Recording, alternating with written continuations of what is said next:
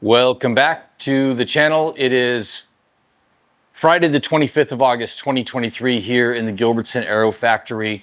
Today I'm going to start affixing the leading edges to the wings, like permanently. We'll see how it goes. I'm very curious how successful I will be at doing this and holding a bucking bar. So, all right. Yeah, we're gonna see what happens here. I may not be able to get these things riveted on by myself. I may need to engage the help of a partner to do this, but we'll see. I'm a little nervous, to be honest. Riveting with the double offset is challenging. Riveting with the double offset when you're trying to reach through a lightning hole, hold a bucking bar, seems like it's going to be a bit more of a challenge. So anyways, yep, that's about it. I'll go ahead and fire up the GoPro and get on with my life building an airplane. So thanks for being here. We'll see you on the other side. All right, let's just get after it. This is episode 98, Wings 27. As a reminder, there were 30 fuel tanks episodes, so really it's like 57th episode of the Wings series. And today we're going to attempt to affix these leading edges permanently.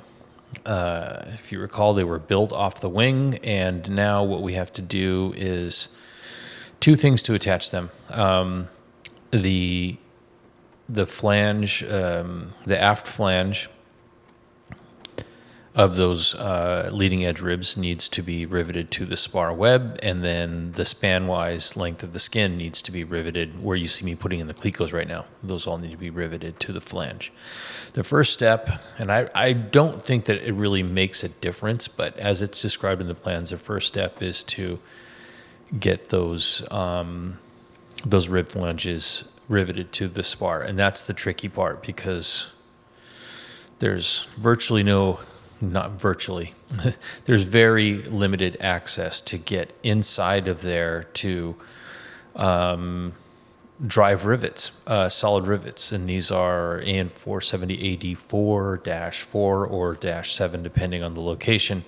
They're pretty sturdy 1/8 inch solid rivets, and there is really very little room, not just to get your hands in there, but even on the aft side of the main spar web, or the bottom side as you're looking at it right now. That side down there, there's a lot of access, except the rivet holes are butted right up against those main ribs. And I mean right up against them. It's really close.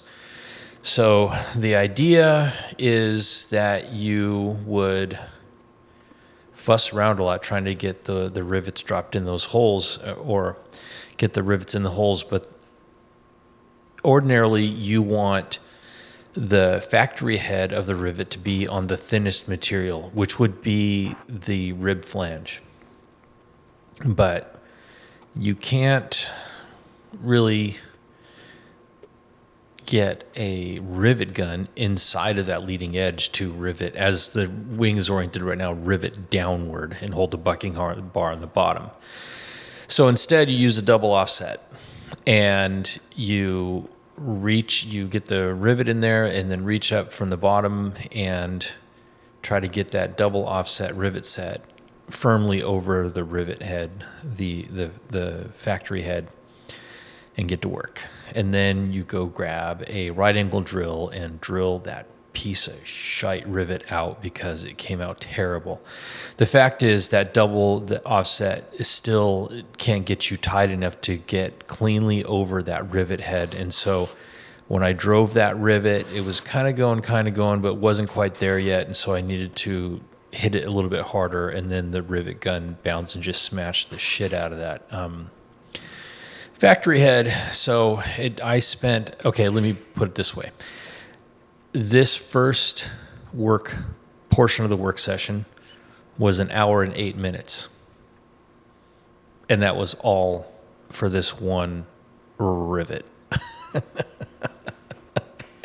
I said in the beginning, or maybe in the previous video, that there's going to be some obvious experimenting to figure out the best way to do this.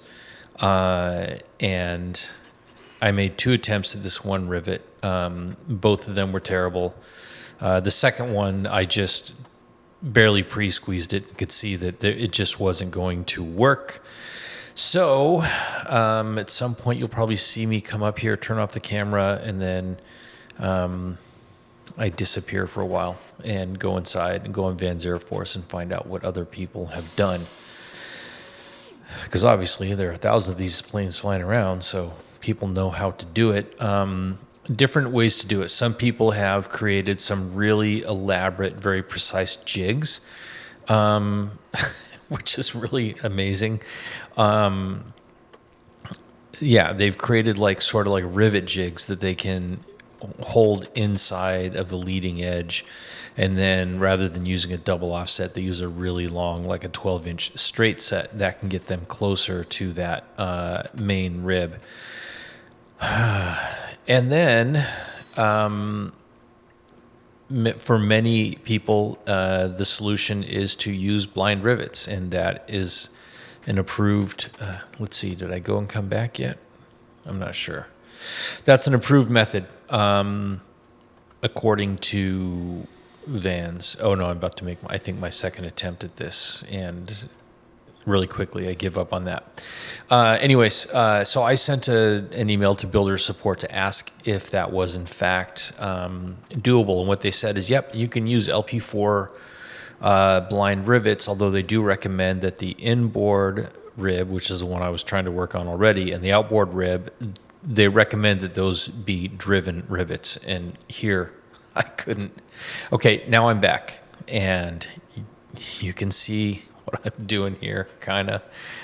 I read one guy who said, actually, you can get the rivet gun up in there, at least for the inboard and outboard ribs. And yeah, you can. It's like a Chinese puzzle, trying to figure that out. Get it in there, then get the... Here's why. On the flange side, there is enough room to get that double offset rivet set over the rivet head. It has much more clearance than it does on the bottom side. So, yeah. It took me probably 10 or 15 minutes to kind of solve that puzzle, to figure out how to get the rivet set in there. And then, the air hose attached. And then, so this is kind of a funky way to go about it, but it is in fact sort of the preferred way to drive rivets, to have the factory head on the thinner material. So this worked out. And all of these on this inboard rib turned out really nice. Like the rivet set didn't bounce at all. There were no smileys on those factory heads, and the shop heads are all properly driven. So that worked. I still wanted to put in a call to builder support when they were open for their afternoon hours to confirm what size of LP4 blind rivets needed to be used, or would be preferred for this. I did a little bit of research, and I read in my builder's handbook and everything like that to learn more about the structure and the different types of blind rivets, so I wasn't going into this blindly, pun intended. But this was working out, so now I'm completely hidden from the camera, but on the far end, that outboard rib, same thing.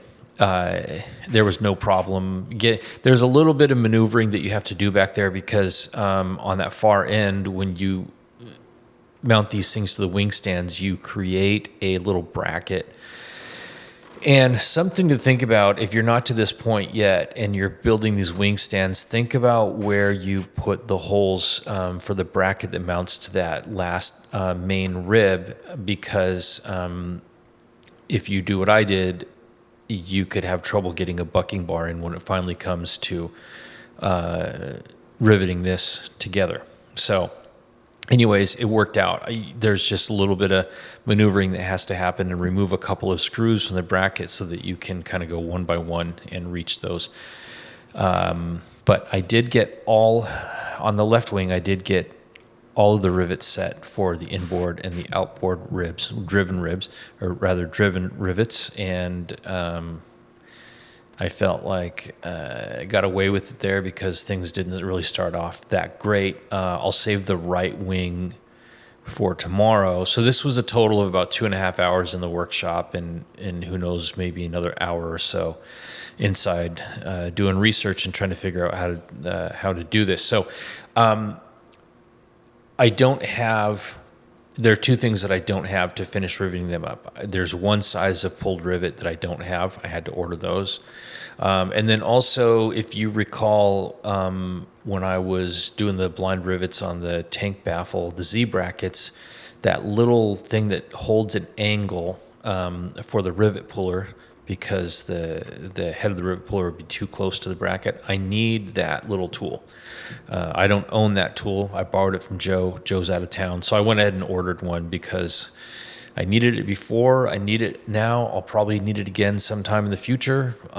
So these won't be permanently affixed probably for another week until those other parts arrive, but I will be able to go to the right wing, do the inboard and the outboard ribs like I did on the left wing today, and then there's no reason why I shouldn't just go ahead and do all of the skin to spar flange where you see all those clecos. Go ahead and get all those done with the squeezer. So yeah, I will probably do the right wing, same thing I did today, the crazy puzzle piece kind of solution, and then go ahead and squeeze as many of those rivets as I can when I'm dealing with the heat, if that makes sense. Anyways, that was episode 98, coming close to 100, which is crazy. Thanks for being here. We'll see you on 99.